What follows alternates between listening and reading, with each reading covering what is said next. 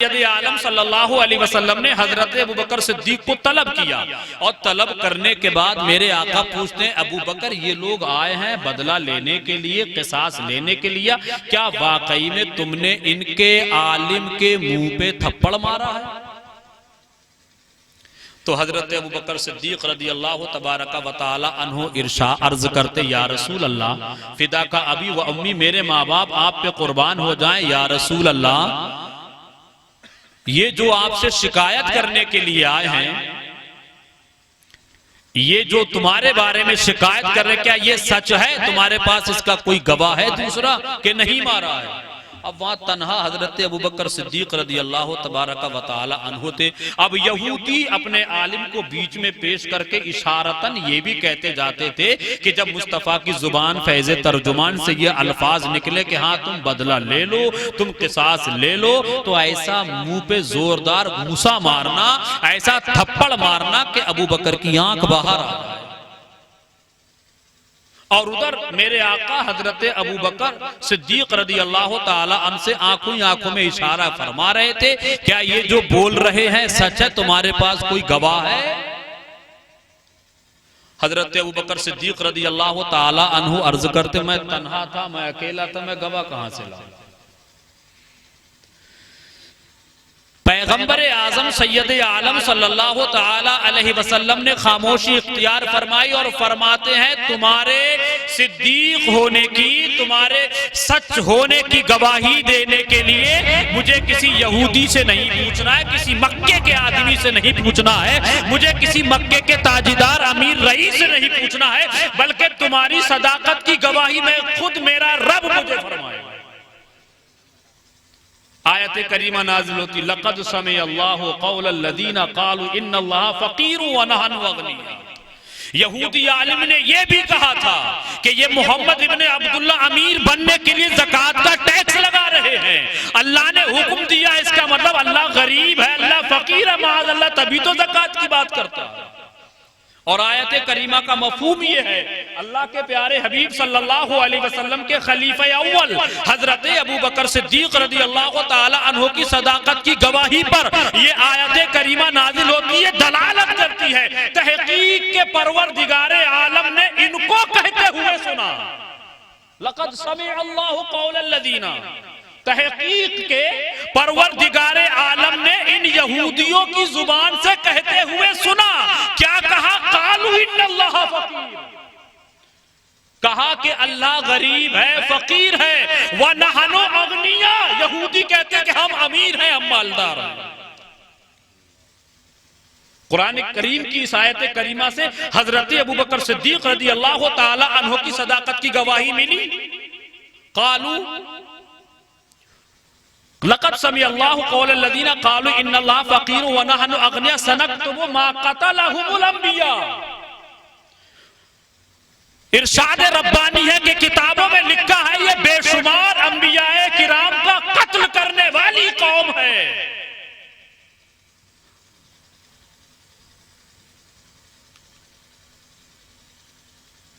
लक़द समिअ अल्लाहु क़ौलल लज़ीना क़ालू इन्नल्लाहा फ़क़ीरुन व नहनु अग़निया सनक्तुबु मा क़ालू व क़तलहुमुल अंबिया बिग़ैरि हक़्क़िन व ज़ूक़ू अज़ाबल हरीक़। ये बेशुमार अंबियाए किराम का कत्ल करने वाली कौम है, हमने इसके लिए बहुत ज्यादा सख्त से सख्त अज़ाब मुकर्रर फरमा रखा। वो शान है हजरत अबू बकर सिद्दीक रदी अल्लाह तबारक व तआला अन्हु की। हम जलसों में बैठते हैं, उर्स की महफिल में तशरीफ लाते हैं, नात ख्वानी भी होना जरूरी है, ठीक है, लेकिन मेरा मानना यह है, जाती मशवरा है कि नात ख्वानी से कहीं ज्यादा आज वाज़ो नसीहत की जरूरत है, आज उलमा की तकारीर की जरूरत है। और हमारे बहुत सारे बुजुर्ग, बहुत सारे नौजवान साथी एक दूसरे से भी कहते हैं, हमसे भी कहते हैं, हमें तो कुछ आता ही नहीं, हमें तो कुछ जाता नहीं, हम तो कुवड्डे आदमी हैं। अरे ये कहां से लफ्ज निकाल लिया आपने? ये जो कहते हैं ना कि भैया हजरत हमें तो कुछ आता नहीं, हम तो कुछ आता नहीं, जाता नहीं, आप मौलाना आदमी हो, आपको सब कुछ आता, हम कुवड्डे आदमी हैं, गुजारिश करता हूं तुम कुवड्डे हो क्यों? ये जो महफिलें होती हैं ये इंसानों के दिल और दिमाग को कुवड्डेपन से, जिहालत से दूर करने के लिए सजाई जाती है महफिलें। आप कुवड्डे, अरे यार आप ऐलान भी करते हो कि हमें तो कुछ आता नहीं, हम कुवड्डे आदमी है। अरे भाईजान जब कुछ नहीं आता है तो लाने की कोशिश क्यों नहीं करते? धान में कीड़ा लग जाए, गेहूं में कोई कीड़ा लग जाए, फसल खराब होने लगे, गन्ने में कोई कीड़ा लग जाए, कितनी जानकारी लेते हैं, कितनी दुकानों के चक्कर लगाते हैं। भाई कीड़ा लग गया है, फसल खराब हो रही है, गेहूं खराब हो रहा है, धान खराब हो रहा है, गन्ना खराब हो रहा है। हम दुनियावी एतबार से कोई परेशानी होती है, घर से निकलते सेतल निकलते हैं, नवाबगंज, बरेली, पीलीभीत, ना जाने किन किन शहरों की तरफ रुख करते हैं अपनी फसल को बेहतर करने के लिए, अपने धान और गेहूं को फैसल करने के लिए, बेहतर से बेहतर हमारी फसल हो। हम इसके लिए रुपया पैसा भी खर्च करते हैं, वक्त भी देते हैं, लेकिन जब हमारा वुजू दुरुस्त नहीं है, हमारा जब गुस्ल दुरुस्त नहीं है, हमारी जब नमाजें दुरुस्त नहीं है, हमारे जब इस्लाम के फराइज़ और वाजिबात हमें मुकम्मल तरीके से याद नहीं है या दुरुस्त नहीं है, तो सेतल जाने की जरूरत नहीं, मस्जिद के इमाम के पास क्यों तशरीफ नहीं लाता? मकसद क्या होता है जलसों का? नारा लगा दिया, वाह, नात खानी हो गई, वाह, लेके क्या गए? आज भी मुसलमानों के घरों में कुरान शरीफ तो मिलेगा, लेकिन वो एक जुज़दान के अंदर होगा। हमारी माँ बहनों को, नौजवानों को तौफीक नहीं कि रोजाना उठ के कुरान शरीफ की तिलावत करें। अब तो कुरान शरीफ, बुरा मत मानिएगा, मुर्दे के लिए इस्तेमाल किया जाने लगा, जबकि कुरान शरीफ जिंदों की हिदायत के लिए आया है। मुर्दों के लिए भी पढ़ा जाए बेहतर है, सवाब का काम है। लेकिन जब यही नियत करके रख ली कि जब कोई मरेगा महल्ले पड़ोस में पारे बांट दिए जाएंगे, कुरान की तिलावत हो जाएगी। क्या है ये सब? एक किताब अनवारे शरीयत घर में नहीं मिल सकती मुसलमानों के घरों में, जिसमें वुजू का तरीका, गुस्ल का तरीका, फराइज का तरीका, नमाज की शराइतों का तरीका है। अनवारे शरीयत नहीं, बहारे शरीयत नहीं, कानून शरीयत नहीं, अनवारुल हदीस नहीं मिलेगी। जबकि ये इस्लामिक किताबें हर मुसलमान के घर में होना चाहिए। अल्हम्दुलिल्लाह अगर आपको उर्दू नहीं आती है तो कम अज कम हिंदी में किताबें खरीद के नमाजें दुरुस्त करें। क्या हमने कहां से चले थे, कहां पहुंच गए? हमें बनना है निशाने राहे मंजिल। डॉक्टर इकबाल ने बहुत पहले कहा था, हमको बनना है निशाने राहे मंजिल, हम ही बहक गए तो ना जाने कितने कारवां बिखर जाएंगे। कारवां बिखरने का आप अंदाजा लगा लीजिए, कितने ऐसे हैं जिनको अभी सही माना में उनके वुजू भी दुरुस्त नहीं है, गुस्ल भी दुरुस्त नहीं है। कब्रिस्तान में तशरीफ ले जाते हैं, एक दूसरे का मुंह देखते हैं कि कब्र में मैयत को उतारना, तो पढ़ना क्या है?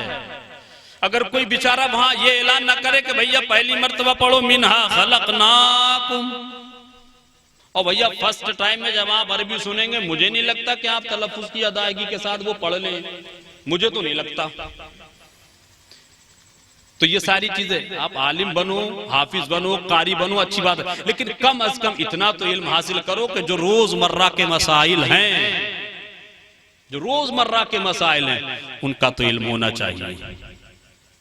तो ये इस्लामी कुतुब, इस्लामी किताबें घरों में हो, हिंदी में हो, आप उनको पढ़ें। महफिलों का, जलसों का मतलब यह है, ये एक आम दरसगाह है। यहां वाज़ो नसीहत होती है, अल्लाह रसूल की बातें होती हैं। पैगंबर आजम सैयद आलम सल्लल्लाहु अलैहि वसल्लम के जमाने में एक जंग से सारे सहाबी जब वापस आए थे, तो उस जंग में एक यहूदी की जवान बेटी को भी गिरफ्तार कर लिया गया था। एक यहूदी की बेटी को भी गिरफ्तार कर लिया गया था, और सारे लोग बैठे थे जो कैदी थे, जो गिरफ्तार किए हुए थे। उन गिरफ्तार कैदियों में बादशाह की यहूदी की एक जवान बेटी थी, उसके सर पे दुपट्टा नहीं था, उसके सर पे दुपट्टा नहीं था। आका ने हजरत बिलाल हबशी को हुक्म दिया, बिलाल मेरी चादर उठा के इस बेटी के सर पे रख दो। किसी सहाबी ने अर्ज किया, या रसूलल्लाह ये तो काफिर की बेटी है, यहूदी की बेटी है, मुनाफिक की बेटी है, इस्लाम के खिलाफ लड़ने आई थी, इस्लाम को मिटाने आई थी, मुसलमानों को कत्ल करने आई थी, तो इस्लाम की दुश्मन है और आप इसके सर पर दुपट्टा रखने की बात करते हैं। आका ने फरमाया, बेशक ये इस्लाम के खिलाफ आई थी, मुसलमानों से जंग करने आई थी, गिरफ्तार की गई, गरचे ये यहूदी की बेटी है लेकिन है तो किसी की बेटी।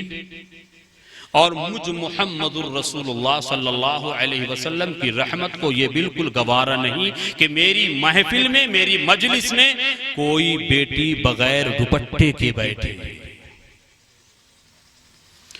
सर पे दुपट्टा रख दिया गया।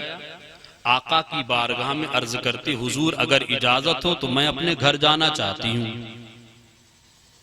आप मुझे मेरे घर भेज दीजिए।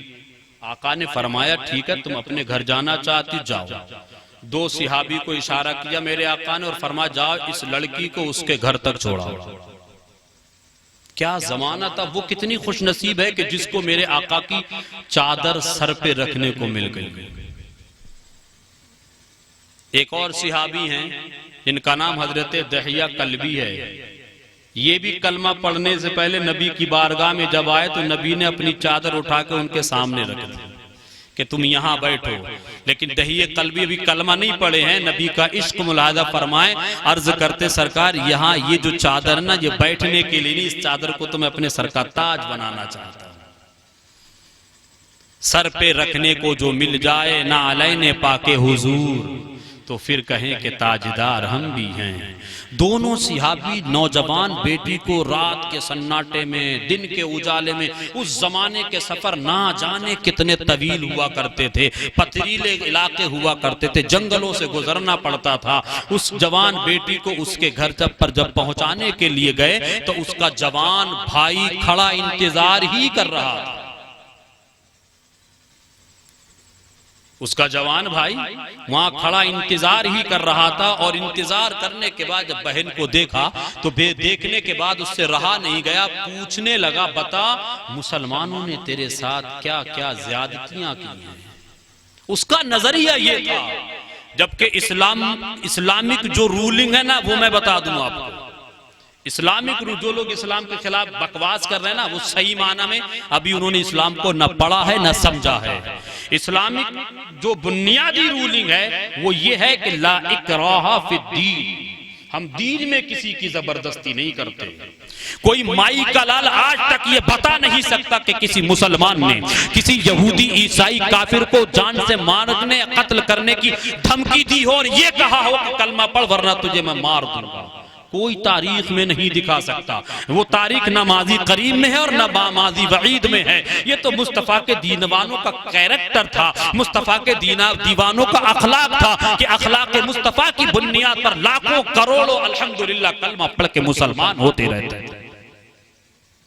और दूसरी हदीस पाक में अल्लाह का नाम, एक कुरान मजीद के आते, पहली है कि ला इकरा फिद दीन, हम दीन में किसी की जबरदस्ती नहीं करते। हम किसी से नहीं कहते भाई कलमा पढ़ो वरना गोली मार दे, नहीं, इस्लामिक रूलिंग है नहीं। और जो ऐसा करते हैं वो मुसलमान भी नहीं है, ये भी सुन लीजिए, वो इस्लाम को बदनाम करने वाले हैं।